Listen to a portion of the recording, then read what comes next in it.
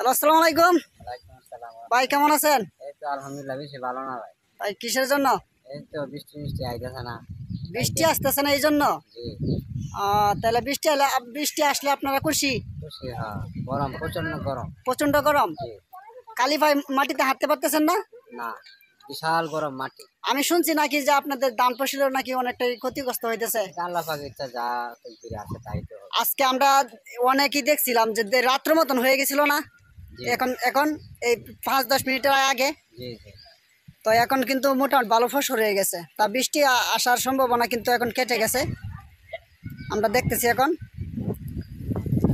তো গাইস, এই হচ্ছে আমাদের গ্রামের সৌন্দর্য। আমার এক আমার এক ভাতিজা ভয় হয়ে গেছে মনে হয়।